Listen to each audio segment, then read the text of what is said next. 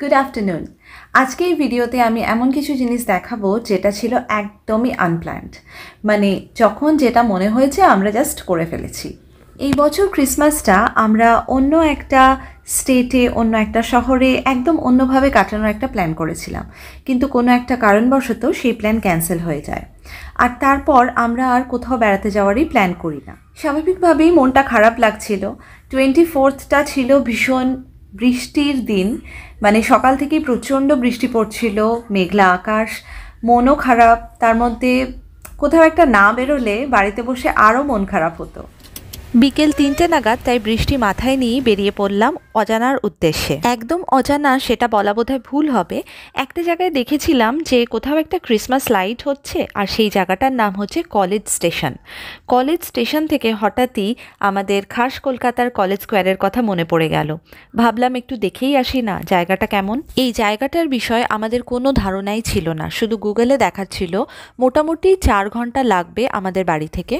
বাড়ি মানে যেখানে এখন থাকি সেই জায়গা থেকে 4 ঘন্টা যেতেই লাগবে, এই কথা ভেবেই মনে হচ্ছিল এত দেরিতে প্ল্যান করাটা বোধহয় ভুল হয়েছে।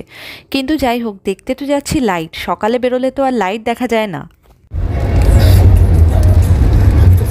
বেরোনোর সাথে সাথেই বড় বড় ফোঁটায় বৃষ্টি আরম্ভ হয়ে গেল। বেরোনোর সময় অবশ্য ঝিরঝির করে পড়ছিল, সেটা আমরা অতটা পাত্তা দিইনি, কারণ এরকম সকাল থেকে সারাদিনই হওয়ার কথা ছিল ওয়েদার প্রেডিকশনে। তবে যখন এই বড় বড় ফোঁটায় বৃষ্টিটা নামলো তখন দেখলাম রাস্তার আশপাশ পুরো সাদা হয়ে গেছে।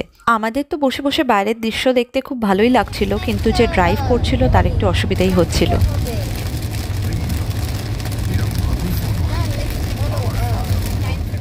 অবশ্য এটাও ঠিক যে এরকম বৃষ্টির মধ্যে যেখানে চারপাশে তেমনভাবে ভালো করে কিছু দেখা যাচ্ছে না, রাত্রিবেলা ড্রাইভ করাটা আলাদাই অ্যাডভেঞ্চার। বৃষ্টি হতে হতে হঠাৎই দেখলাম মেঘটা একটু সরে গিয়ে সূর্যের কিছু রশ্মিও পৃথিবীর ওপর পড়া শুরু করলো। তখন অবশ্য একটা আলাদাই সৌন্দর্য দেখা যাচ্ছিল। 4 ঘন্টা পথ পাড়ি দেওয়ার জন্য একবার তো দাঁড়াতেই হতো। এই দোকান থেকে কিছু খাবার দাবার কিনে আবার শুরু হলো পথ চলা।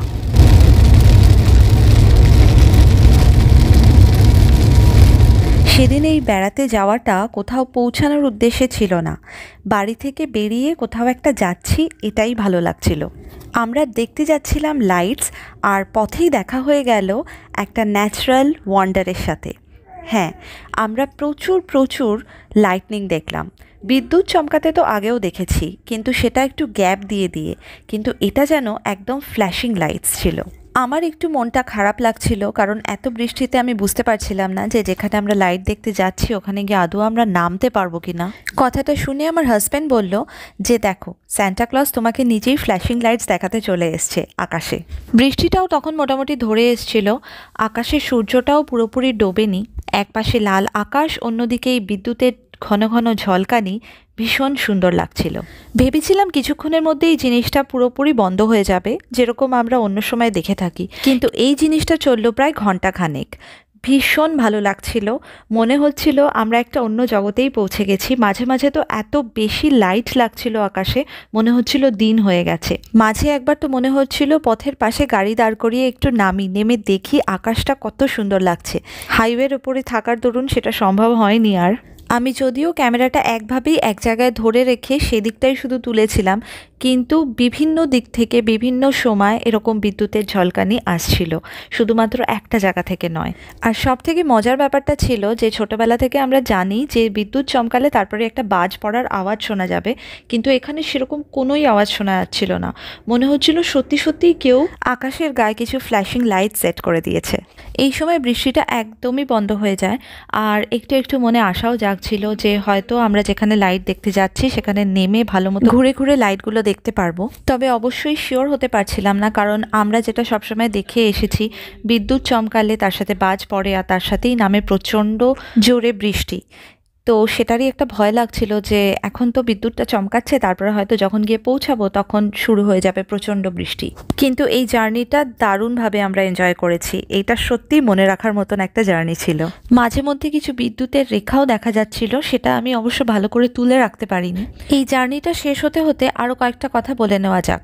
এই যে কলেজ স্টেশন নামক জায়গাটা, এটা অবশ্যই টেক্সাসের মধ্যে। টেক্সাস রাজ্যটা এতটাই বড় যে 4 ঘন্টা জার্নি করার পরেও টেক্সাসের মধ্যে রাতেই আমরা থাকলাম। মাঝে একবার যেহেতু থামা হয়েছিল সেই জন্য 15-20 মিনিট এমনি ওখানে যায়। আর তারপর বৃষ্টির মধ্যে গাড়ি চালানোর একটা অসুবিধা হলো ততটা স্পিড ওঠানো যায় না যতটা ওঠানো যায় শুকনো রাস্তায়। সেই জন্য আমাদের পৌঁছাতে মোটামুটি 7:30 হয়ে গেছিল।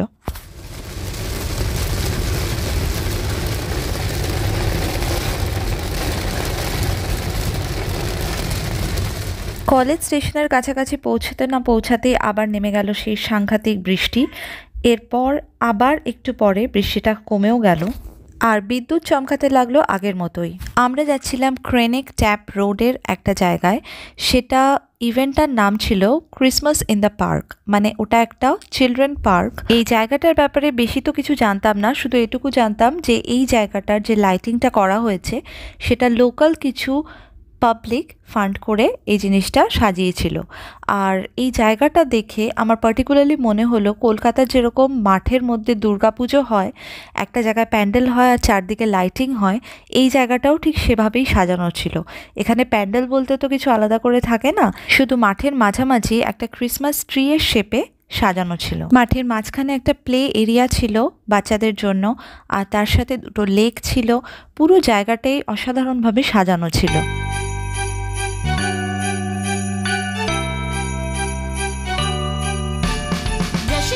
Snow in the one-horse open sleigh, all the fields we flow, laughing all the way. Bells on winter's ring, making spirits bright. What fun it is to ride and sing sleigh song tonight! Jingle bells, jingle all the way. Oh, what fun it is to ride in the one-horse open sleigh! Hey, jingle bells, all the way. Oh, what fun it is to ride in the one-horse open sleigh, dashing through the snow. এই জায়গাটা drive through করেও বেরিয়ে যাওয়া যায়, আবার গাড়ি রাখার জন্য আলাদা পার্কিং স্পট ছিল, সেখানে রেখেও হেঁটে ঘুরে বেড়ানো যায়। আমরা দ্বিতীয়টা চুজ করেছিলাম। আমরা দৌড় দেব। কথা হচ্ছিল হঠাৎ বৃষ্টি নামলে আমরা কি করব, তাই আমি বললাম আমরা দৌড়ে গাড়িতে উঠে পড়ব।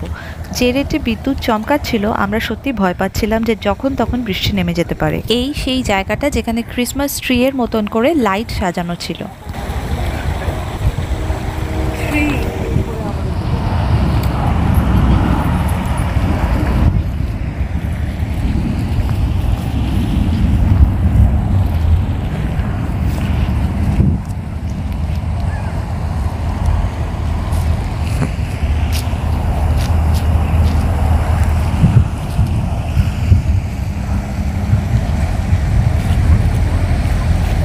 সামনের এই জায়গাটার মধ্যে দিয়ে গাড়িগুলো যখন যাচ্ছিল ভীষণ সুন্দর একটা রিফ্লেকশন পড়ছিল গাড়ির ওপরে, যদিও আমরা এই জায়গাটা হেঁটেই পার হয়েছিলাম।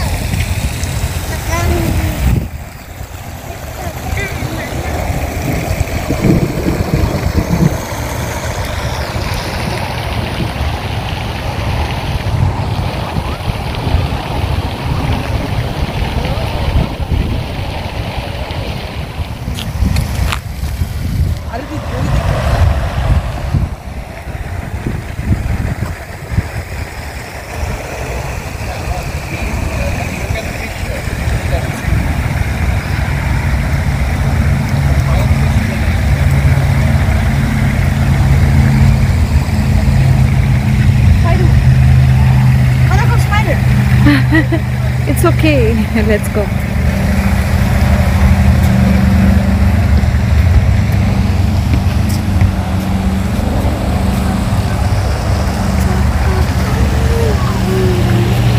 Mariana, no.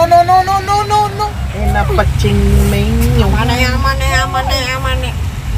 What's the video? ভিডিওই করছি, আর কি করব বলো।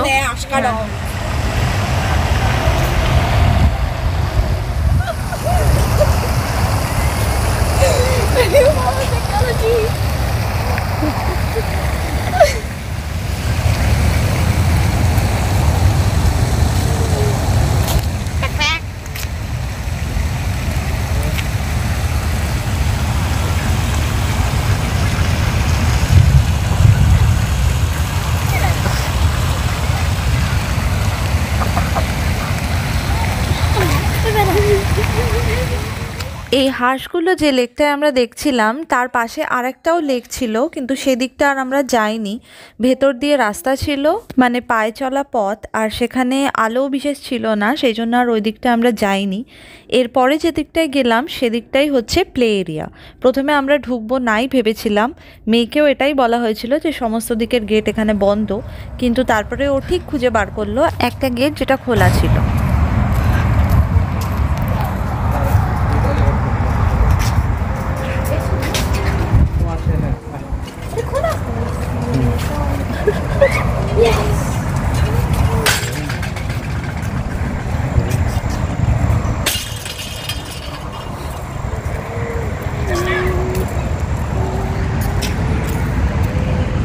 এইরকম প্লে এরিয়া প্রত্যেকটা পার্কেই একটা করে থাকে, কিন্তু এখানে দেখলাম অনেক নতুন নতুন ধরনের রাইড ছিল যেগুলো আমি অন্যান্য প্লে এরিয়াতে দেখি না।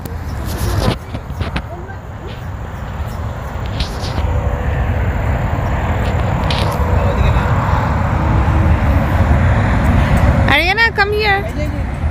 This side. আচ্ছা ওকে এটা জ্যাকেটটা খুলিয়ে দাও না, ঠান্ডা। যাবি না গোড়া আসো। টেম্পারেচারের দিক থেকে খুব একটা কম ছিল না তখন, কিন্তু ঠান্ডা হাওয়া দিচ্ছিল। Look at this, Ariana. What's this?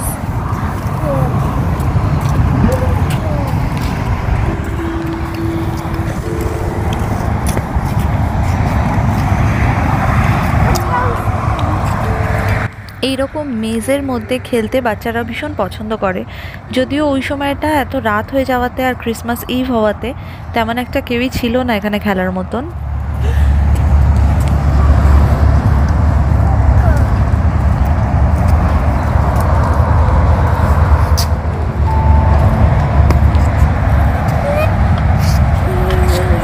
রাত হয়ে গেছে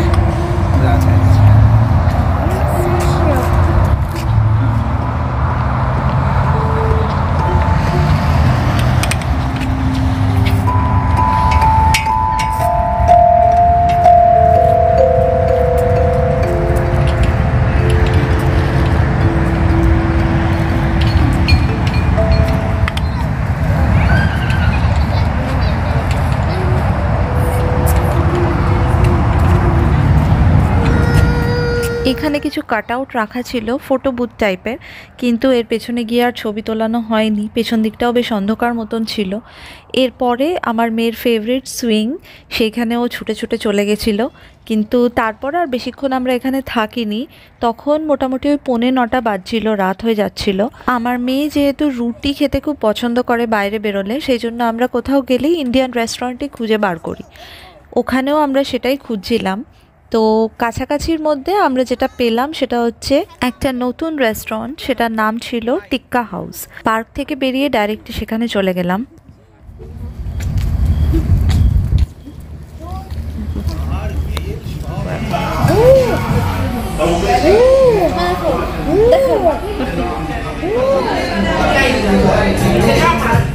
জায়গাটা বেশ সুন্দরভাবে সাজানো ছিল, অ্যাম্বিয়েন্সটা বেশ ভালোই লাগলো। সেই জন্য ভাবলাম যে একটু বিরিয়ানি ট্রাই করা যাক। আমেরিকাতে আসার পর থেকে আমরা বিরিয়ানি খুব কম জায়গাতেই খেয়েছি, কারণ কলকাতার বিরিয়ানির স্বাদ এখানে এক্সপেক্ট করাই যায় না, আর অন্য কোনো বিরিয়ানি তেমন একটা পছন্দও হয় না। তবে এখানে খেয়ে বেশ ভালোই লাগলো। এর সাথে ছিল আমার ছেলের ফেভারিট চিকেন 65 আর তার সাথে বাটার নান। বাটার নান ছাড়া তো আমার মেয়ে আর কিছু খাবেও না। এরপরেই বাঁধলো আসল গন্ডগোল। প্রচণ্ড জোরে আবার বৃষ্টি শুরু হয়ে গেল, আর তখন অলরেডি 10টা বেজে গেছে। তখন আমরা হিসাব করে দেখলাম যে এরপরে যদি 4 ঘন্টা ড্রাইভ করে ফিরতে হয় আর এই বৃষ্টিতে আরও স্লোলি ড্রাইভ করতে হয়, তাহলে আমাদের পৌঁছাতে শেষ রাত হয়ে যাবে। আর ক্রিসমাস ইভে এইরকমভাবে ড্রাইভ করাটা খুব একটা বুদ্ধিমানের কাজ হবে না। এখানে যেহেতু সব থেকে বড় উৎসব ক্রিসমাস, তাই জন্য তার আগের দিন আর ক্রিসমাসের দিনটা মোটামুটি সব দোকানপাটই বন্ধ থাকে। তো হঠাৎ দরকার পড়লে আমরা কোনো হেল্পই পাবো না। সেই জন্য কাছাকাছি আমরা একটা হোটেল দেখলাম, সেটা ছিল লাকি টাপ, আর সেখানে গিয়ে আমরা একটা ঘরও পেয়ে গেলাম। মোটামুটি ঠিকঠাক পরিষ্কার ডাবল বেডের একটা রুম, আর তার সাথে আবার ফ্রি ব্রেকফাস্টও আছে পরের দিন সকালের জন্য। দাম পড়ল $67 মতন। এই ধরনের রুমে যা যা বেসিক অ্যামিনিটিস দরকার হয় সবই মোটামুটি ছিল ওখানে। আর আমরা তো এক রাতের জন্যই মাত্র থাকবো, তাই এত কিছু আমরা দেখিও নি। ঠিকঠাক দামে একটা রুম পেয়ে গেলাম, এই যথেষ্ট ছিল ওই বৃষ্টির রাতের জন্য। Emergency hotel. তো আমরা এটা ইমার্জেন্সি হোটেল আমরা নিলাম। জানি না কেন।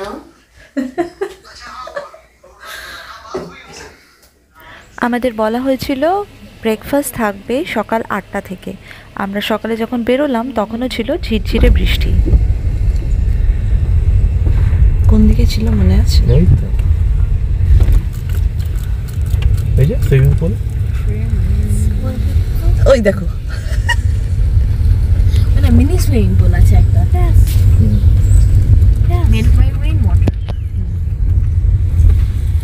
দিনটা ছিল ক্রিসমাস আর আমরা এক্সপেক্টই করছিলাম যে বেশি লোক থাকবে না।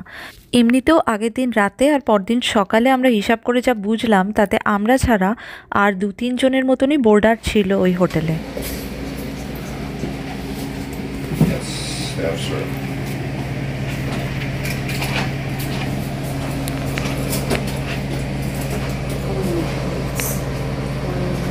Merry Christmas.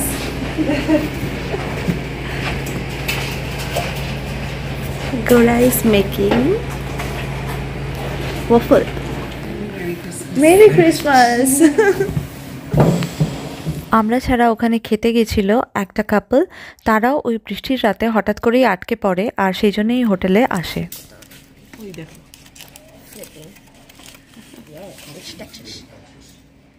হোটেলে সুন্দর করে সাজানো ফায়ারপ্লেস তো ছিল, কিন্তু সেটা ইউজ হয় না। যাই হোক, হোটেল থেকে বেরোলাম আর তারপর সোজা বাড়ির দিকে রওনা। হোটেলে ঢোকার সময় দেখেছিলাম অনেকগুলো লিফলেট রাখা আছে, মানে ওখানে কি কি জিনিস দেখার মতন আছে ওই শহরে বা আশেপাশের শহরে সবেরই ইনফরমেশন ওখানে ছিল। কিন্তু যেগুলো দেখলাম, যেরকম আগেই বলেছি, যেহেতু ওটা ক্রিসমাসের দিন ছিল সেহেতু মোটামুটি সব জায়গায় বন্ধ ছিল, তাই এদিক ওদিক ঘুরে আর সময় নষ্ট না করে বাড়ির দিকে রওনা দেওয়াটাই আমরা শ্রেয় মনে করলাম। এমনিতেও ওই এক জামাকাপড় পরে আগের দিন থেকে আছি, রাত্রেও ওই জামাকাপড় পরেই শুতে হয়েছে, কারণ আমাদের কাছে কোনো লাগেজ ছিল না। আমরা তো এটা টোটালি আনপ্ল্যান্ড ওয়েতে গেছি না।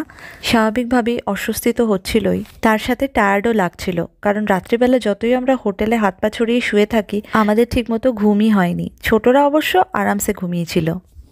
যাওয়ার সময় পুরো পথটাই আমরা শুধুমাত্র বিদ্যুতের ঝলকানি দেখতে দেখতেই গেছিলাম, কিন্তু ফেরার সময় দেখলাম রাস্তাটা সত্যিই সুন্দর ছিল।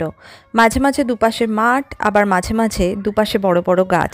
সেদিনটাও ভীষণভাবে মেঘলা ছিল, যদিও বৃষ্টিটা আমরা পাইনি। এখানে শীতকাল শুরুই হয়ে গেছে আর সেই জন্য গাছের পাতাগুলোও মোটামুটি ঝরে গেছে। এই মরা মরা গাছগুলো দেখতে ভুতুড়ে লাগে, কিন্তু যখন রাস্তার দুধারে এত এত গাছ দেখা যায় তখন বেশ ভালোই লাগে ওই রাস্তা দিয়ে চলতে।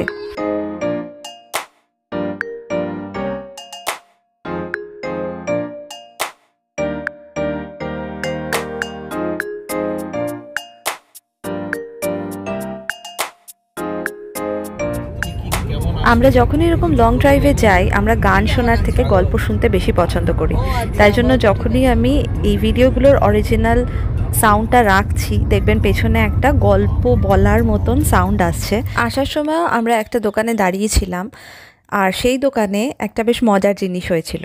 আমরা কিছু জিনিস কিনেছিলাম খাবার জন্য, আর সেই দিনটা যেহেতু ক্রিসমাস ছিল সেই জন্য দোকানদার আমার মেয়েকে কিছু গিফটও দিয়েছিল।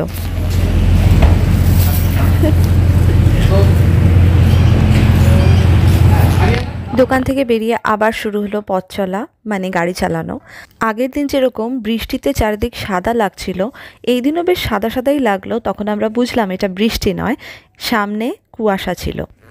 রাস্তায় মোটামুটি গাড়ি ছিলই, আমরা এতটাও এক্সপেক্ট করিনি। ভাবছিলাম যে ওই দিন কোনো গাড়ি আমরা দেখতে পাবো না, রাস্তায় পুরো ফাঁকাই থাকবে। যেমন বেশিরভাগ দোকানে সেদিন বন্ধ ছিল, কিন্তু দেখলাম যে না, অনেকেই বেড়াতে হয়তো বেরিয়েছে।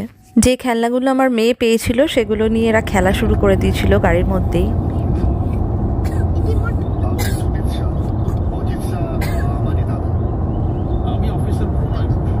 এদিন বাড়ি ফিরতে ফিরতে মোটামুটি 1:15 বেজে গেছিলো, আর তারপরে এসে স্নান খাওয়া দাওয়া করে ছেলে মেয়ে বসে পড়লো গিফট খুলতে।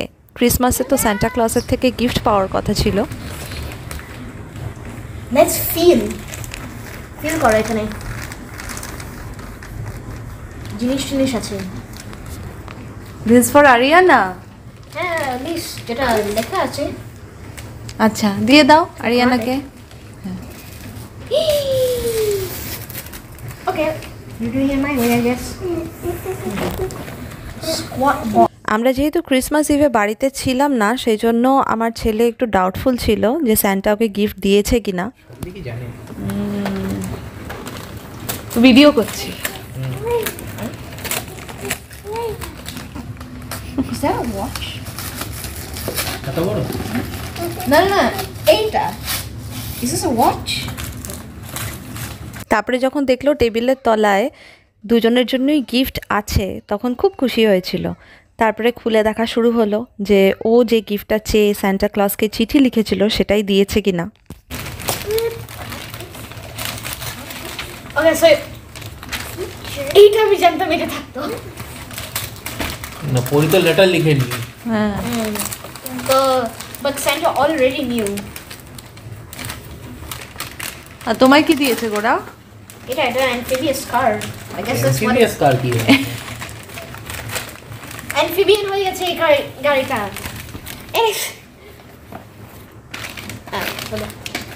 তুমি কি এটাই চেয়েছিলে গোরা? Yes. এটাই মেইল করেছিলি তো? খোল আগে দেখি যে- পরির অবস্থা দেখো, স্ট্রাগলিং। Struggling এখনো।